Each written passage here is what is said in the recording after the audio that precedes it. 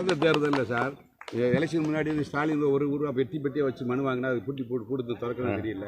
அது வாக்குறுதி காலாவதி ஆகிடுச்சு. இந்த நேரத்தில் கனிமொழி நேற்று வந்து மனு வாங்குறேன் காத்து மாதிரி பெரிய தென் மாவட்ட அதை பற்றி என்ன நினைக்கிறீங்க சார்? அதான் இது விளம்பரம் தான், அவ்வளோதான், வேறு எதுவுமே கிடையாது. நேற்று கூட நான் சென்னையில் பேசினேன். இந்த 1.5 மாத காலத்தில் 26 திட்டங்களை அறிவித்திருக்கின்றார். திட்டங்கள்னா உங்களுடன் ஸ்டாலின், அவருடன் ஸ்டாலின், அப்புறம் ஏதோ ஒன்று கலைஞர் பேரில் ஒரு திட்டம், இப்படிலாம் நிறையா திட்டங்கள் அதுக்கு திட்டத்துக்கு முதல்ல நிதி கிடையாது. அப்புறம் உங்கள் கனவை சொல்லுங்கள் என்று அது ஒரு அறிவிப்பு. என்னத்தை சொல்ல போகிறாங்க கனவு? இளைஞர்கள் அவங்க கனவை சொல்ல போகிறாங்களாம்மா? இளைஞர்கள் என்ன எதிர்பார்க்குறாங்க? தமிழ்நாட்டில் மது இல்லாத தமிழ்நாடு வேணும்னு எதிர்பார்க்குறாங்க, கஞ்சா இல்லாத தமிழ்நாடு வேணும்னு எதிர்பார்க்குறாங்க, போதைப் பொருட்கள் இல்லாத தமிழ்நாடு வேணும்னு எதிர்பார்க்குறாங்க. பெண்கள் வீதிக்கு போனால் நிம்மதியாக இருக்கணும், பாதுகாப்பாக இருக்கணும்னு பெண்கள் எதிர்பார்க்குறாங்க.